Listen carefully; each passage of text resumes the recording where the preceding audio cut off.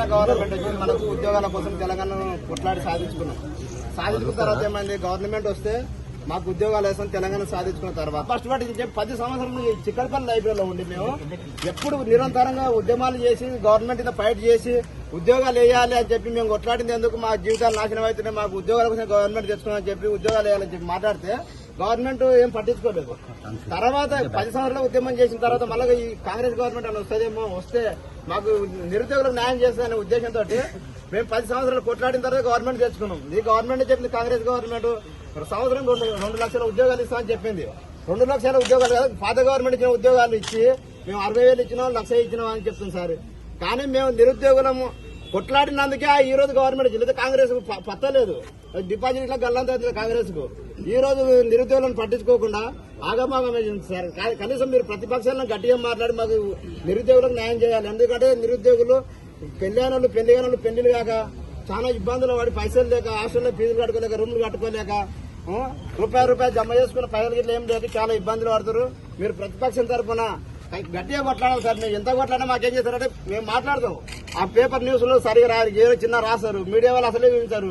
మేము కొట్లాడిందంటే మేము ఒకరోజు 2,000 మంది కొట్లాడినా అది మీడియా రాదు, పేపర్ న్యూసే రాదు. ఇక మేము కొట్లాడినట్టు ఎట్లా సార్, మీ తరఫున కొట్లాడుతాం, మీరు వచ్చి మాట్లాడుతున్నాం, మేము కొట్లాడుతున్నాం. అప్పుడు ఏం చేశారు, వాళ్ళు వచ్చి చేసారు. ఇది నిరుద్యోగుల ప్రోగ్రామ్ కాదు, ప్రతిపక్షం చేసిన చెప్పి అది అసలు పత్రం లేకుండా వేసింది సార్. దయచేసి మీరు ప్రతిపక్షం తరఫున మీరు గట్టిగా కొట్లాడి మాకు న్యాయం చేయాలని కోరుకుంటున్నాం సార్. మా నిరుద్యోగులకు ఒకటిసారి గవర్నమెంట్ సెక్టార్ లో నోటిఫికేషన్స్ రావాలి. నోటిఫికేషన్ రావడం ముఖ్యం కాదు, అన్ని బోర్డులను ప్రక్షాళన చేయాలి. అడ్డమైన జీవోలన్నింటినీ జియో 29, జియో 46, మిగతా గురుకులాలలో ఉన్న రిలింక్విష్మెంట్, వీటన్నిటి చాలా చెత్త ఉన్నాయి సార్. అవన్నీ చేసినాక నోటిఫికేషన్స్ రావాలి. ఒకళ్ళు వచ్చినాక ఉద్యోగాలు రాకుండా వీళ్ళకి ప్రైవేట్ సెక్టార్లలో ఏం చేస్తారు, వీళ్ళు ప్రియాంక గాంధీతో యూత్ డిక్లరేషన్ ఇప్పించారు, ప్రైవేట్ సెక్టార్ లో రిజర్వేషన్ తెప్పిస్తున్నారు. అది ఇంకా అప్పటికి ఉద్యోగాలు రాకుంటే లోన్లు ఇప్పిస్తామని చెప్పారు. ఆ లోన్ల సంగతి ఏమైంది, నిరుద్యోగ అభివృద్ధి ఏమైంది, వీటన్నిటిని వాళ్ళ యూత్ డిక్లరేషన్ అనేటటువంటిది ఈ రోజు భారతదేశానికి ఒక సుప్రీం లా లెక్క మనకు ఒక కాన్స్టిట్యూషన్ ఏ విధంగా ఉందో ఇవాళ యూత్ డిక్లరేషన్ లో మన నిరుద్యోగతకు సంబంధించిన ప్రతి అంశం ఉంది. యూత్ డిక్లరేషన్ అమలు వరకు మీరు ఖచ్చితంగా మమ్మల్ని ఒక ఢిల్లీకి కూడా తీసుకుపోండి, రాహుల్ గాంధీ ఇంటి ముంగట ధర్నా చేయండి, ప్రియాంక గాంధీని అందరినీ మీరు చేయండి సార్. ఈ గ్రూప్ 1 కేసును వీళ్ళు ఆగమాగం చేయాలని చూస్తున్నారు. ఖచ్చితంగా మీరు లీగల్ గా మాకు సపోర్ట్ ఉండాలి. కేసుల విషయంలో ఉండాలి, మా మీద కేసుల విషయంలో కూడా మీరు ఉండాలని మేము కోరుతున్నాం సార్.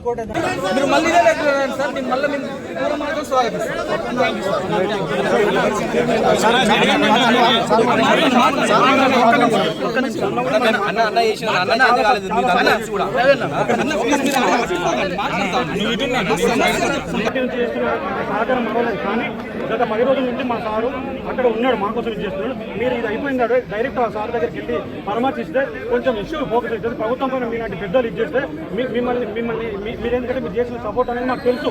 మేము లైఫ్ లో ఉన్నాం, మీ ముందు ఉన్నాం కాబట్టి మాకు తెలుసు మీరు ఎటువంటి సహకారం చేస్తున్నారు, ఎటువంటి సహకారం చేస్తున్నారు. కానీ మిమ్మల్ని మేమేమి వ్యతిరేకించలేదు. దయచేసి మీరు ఇక్కడ నుండి కూడా మీరు అక్కడ చూస్తే ప్రభుత్వం పైన పెద్ద ఎత్తున అందరం ఇప్పుడు అంజిరెడ్డి సార్ కూడా చాలా రకాలుగా సపోర్ట్ చేస్తున్నాడు. మీ సపోర్ట్ అందరూ మీ ప్రతిపక్షాల సపోర్ట్ మనకు అవసరమే. తప్పకుండా మీ వెనకాల మేము ఉంటాం, మా వెనకాల మీరు ఉండండి. ఈ సమస్య పైన ఇది అయిపోయిన తర్వాత దయచేసి హాస్పిటల్ పోదామని నా రిక్వెస్ట్. గ్రూప్ 1 విషయంలో